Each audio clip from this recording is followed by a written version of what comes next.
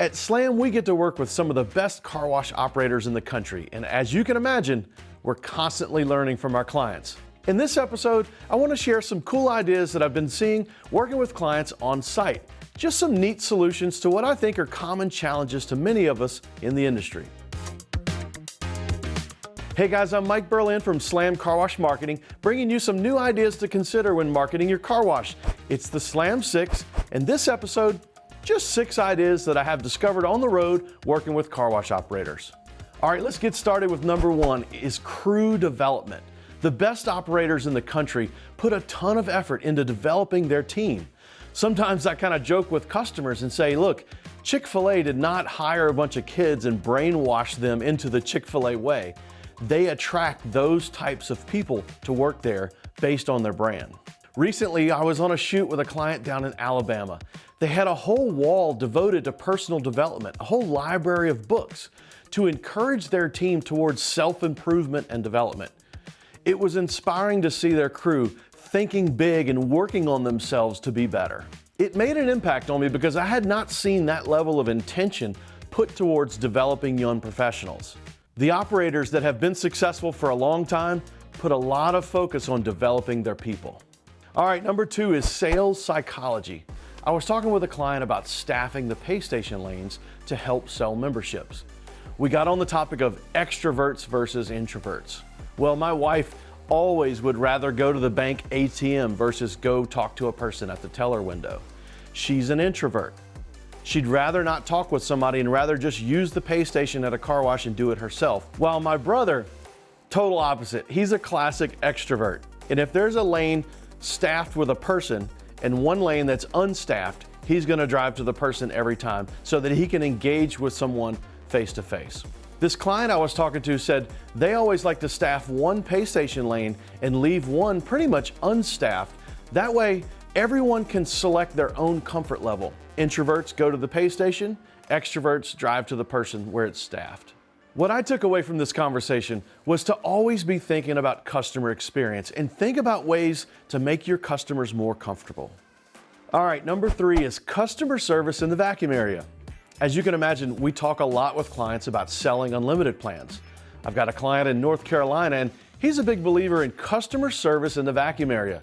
He's even got a kind of a program where as you pull around out of the tunnel into the vacuum area, he's probably got a crew standing there at the back of your car with a towel just to say hello and maybe touch up some water droplets on the back glass. It's kind of a thing that they do, and they make sure that every car gets a little attention. So as I was talking to him, I asked him, hey, look, aren't you worried to establish this expectation with customers that now we're gonna staff and wipe down the back of every car? And he said, you know, really what I'm trying to do is just make sure that the employee is within about 6 to 10 feet from every customer to kind of put them in a situation where they can engage and encourage an interaction there.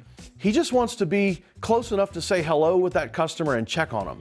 He says it helps them with reviews, it helps them with member retention, and it helps keep their culture of customer service. All right, number 4 is conversion rate.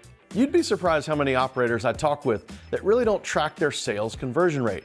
I'm talking about retail non-member cars. So out of every 100 non-members that come through that gate, how many of those people are we able to sign up into the unlimited plan? That rate is a fantastic metric to track because it's a percentage of traffic and it's a great KPI for measuring your ability to sell and close at the pay station or close on property. With Sonny's Controls, there's an easy report. Couple clicks away, you can see what that conversion rate is. Our clients that are really growing their memberships fast are tracking that conversion rate. They're setting goals with the team, they're putting it on a scoreboard in the break room, and they're talking about it daily and celebrating those metrics, that one metric each week with prizes.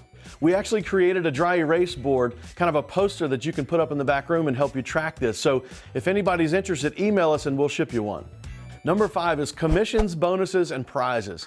I teach a class on selling memberships as part of the Car Wash College, and this discussion is always a lively debate in the class. Bob Fox told me one time, be careful about commissions because they're hard to take away once you start them. I picked up on an idea from a client in South Carolina that I thought was cool. I was standing in his break room and on the floor, big old 65-inch TV right in the middle of the room. And I said, you know, What's up with the big TV sitting in the middle of the floor? He said, oh, that's our prize. If my team maintains a 12% conversion rate this month, then we put everybody's name in the hat that works here, and one lucky winner gets to take home the TV. He said he liked it because he had some people on his crew that loved to stand at the pay station and sell, and some people that were shy and didn't want to stand at the pay station and talk to people, but were very good at keeping the vacuums clean and greasing every bearing and loved loading cars. So instead of just the salespeople winning, he made it kind of a team goal and rewarded the team if they hit the goal. He said it really made the team rally together and created a sense of unity. And, you know, with 6 people on staff, they hit their goal, everybody had a 1 in 6 chance of winning the prize. I thought it was kind of a fresh approach to motivating the crew to think about unlimited sales every day. And the prize being sort of a consumer electronic prize, it was right in the middle of the floor. It was a good idea because everybody walked past it the whole month long and they talked about who was going to win the big TV. Okay, number 6 is Doggy treats, lollipops, rack cards, and review cards. I saw a client that had a dedicated person walking around the vacuum area with like a 4-pocket nail apron. It had Doggy treats, lollipops, rack cards, and review cards. If there were kids in the car, lollipops.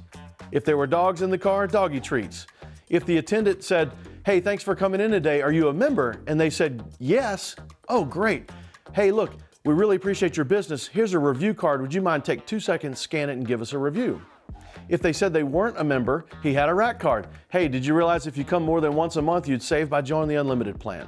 He also said that person was armed with a mobile POS tablet and had a better conversion rate than someone standing at the pay station because they were walking around helping and not selling. And anytime you can create a positive touch point with the customer, it means they're going to come back to you versus the car wash down the street. All right, that's your SLAMsix. I just wanted to share some ideas that I've picked up this year working with operators on the road. All we do at SLAM is help people grow their car wash business. If you need or want some advice, call us or send us an email. We're here to make car washing easy. And lastly, if you like this video, click subscribe, follow us on Facebook, and we'll keep sending you fresh ideas on car wash marketing. Thanks for watching. Now go get slammed.